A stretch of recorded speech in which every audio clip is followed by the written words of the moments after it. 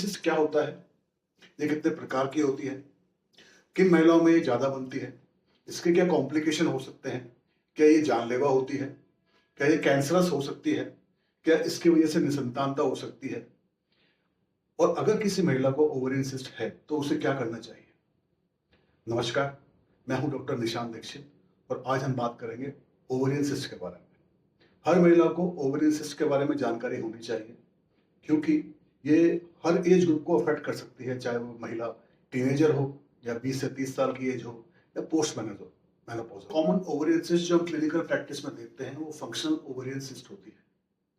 Normally ovary के अंदर एक फॉलिकल बड़ा होता है और 13-14 डे के में जाके वो रप्चर होता है, पर कभी कभी जो ये फॉलिकल बनने की और रप्चर होने की प्रक्रिया है उसमें कुछ गड़बड़ी हो जाती है। वो फॉलिकल जो रप्चर होना चाहिए वो रप्चर नहीं हो पाता है और एक सिस्ट के रूप में दिखाई देता है, जिसको हम यूटिलाइज अनरप्चर्ड फॉलिकल कहते हैं। और कभी कभी वो फॉलिकल रप्चर होकर उसमें पानी की गांठ बन जाती है, जिसको हम कॉर्पस ल्यूटियल सिस्ट बोलते हैं। और इसकी वजह से कोई मेजर प्रॉब्लम नहीं होती क्योंकि ये सिंपल सिस्ट होती है, क्योंकि जस्ट फॉलिकल बनने की और रप्चर होने की प्रक्रिया में गड़बड़ी होने की वजह से बनती है। और सामान्यतः इनका साइज 6 सेंटीमीटर से कम होता है और मोस्टली ये टीनेज गर्ल्स के अंदर और यंग वुमेन के अंदर दिखाई देती है। पर अगर किसी महिला में फंक्शनल सिस्ट डायग्नोस होती है तो उसमें ज़्यादातर केसेस के अंदर ट्रीटमेंट की आवश्यकता नहीं होती है और किसी किसी केस में हम 2 या 3 महीने का हार्मोन ट्रीटमेंट देते हैं, उससे वो सिस्ट जो है डिसअपियर हो जाती है। फंक्शनल सिस्ट के अलावा जो बाकी ओवेरियन सिस्ट होती है उनको ओवेरियन ट्यूमर कहा जाता है। ये बिनाइन ओवेरियन ट्यूमर हो सकते हैं, मैलिग्नेंट ओवेरियन ट्यूमर हो सकते हैं। बिनाइन ओवेरियन ट्यूमर में जो मोस्ट कॉमन ट्यूमर होता है वो होता है डर्मोइड सिस्ट। डर्मोइड सिस्ट जो है एक विशेष प्रकार की सिस्ट होती है जिसमें कैंसर में कन्वर्ट होने के चांसेस हालांकि काफी कम होते हैं, जो कि हम कह सकते हैं 2 से 3% से कम होते हैं। और इसमें एक कॉम्प्लिकेशन होता है जिसे हम कहते हैं ओवेरियन टॉर्शन, क्योंकि डर्मोइड सिस्ट में एक पेडिकल होता है और अगर उस सिस्ट का साइज थोड़ा भी ज्यादा है तो वो सिस्ट अपने पेडिकल पे ट्विस्ट हो सकती है, टॉर्शन उसके अंदर हो सकता है। उस टॉर्शन होने की वजह से जो सिस्ट की ब्लड सप्लाई है वो हैम्पर हो जाती है और अगर इसका टाइमली लेप्रोस्कोपी करके ऑपरेशन नहीं करते हैं तो हमें ओवरी को गंवाना भी पड़ सकता है।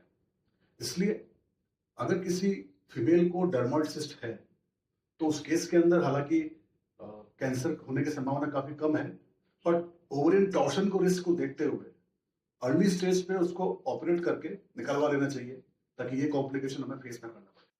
दूसरे प्रकार का बिनाइन ओवरियन ट्यूमर जो है उसे चॉकलेट सिस्ट या एंडोमेट्रियोसिस कहा जाता है। एंडोमेट्रियोसिस मेनली जो यूट्रस के अंदर की लेयर होती है इसको एंडोमेट्रियम कहा जाता है। अगर वो एंडोमेट्रियम यूट्रस के अलावा ओवरी के अंदर भी प्रेजेंट है तो वह एंडोमेट्रियम पीरियड के समय, माहवारी के समय कंटिन्यूसली ब्लीड करता है और हर महीने ब्लीड करता है, जिससे कि ब्लड वहाँ इकट्ठा होना शुरू हो जाता है और धीरे धीरे वो गाढ़ा होना शुरू हो जाता है, जिससे कि उसका कलर चॉकलेट या ब्राउन कलर का होता है।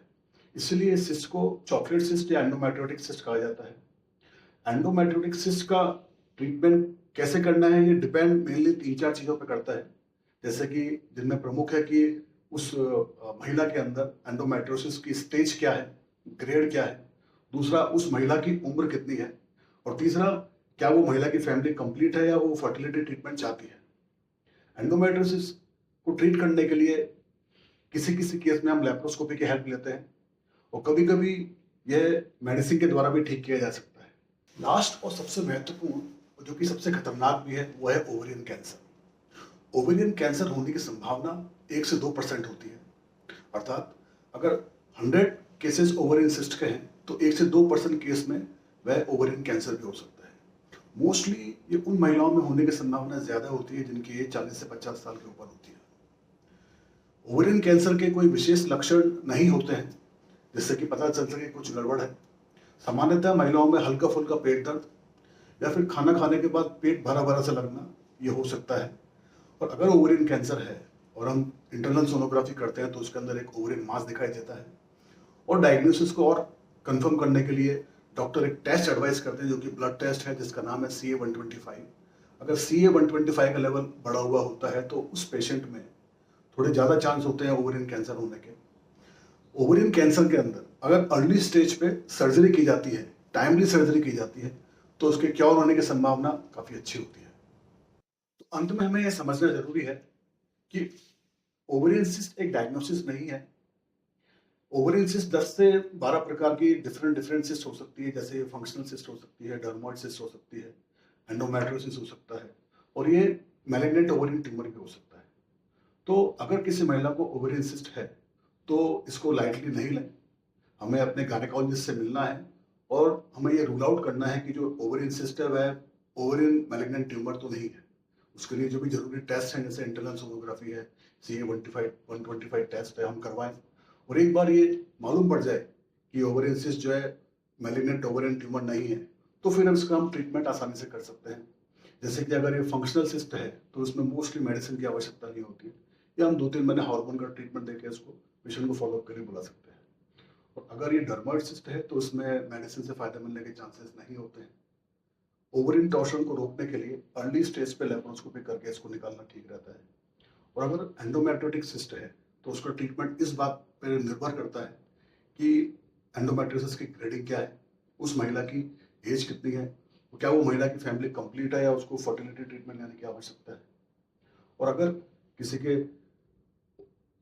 मैलिग्नेंट ओवेरियन ट्यूमर है तो उस केस में अर्ली स्टेज पे टाइमली सर्जरी की जाए तो उसमें क्योर पॉसिबल होता है।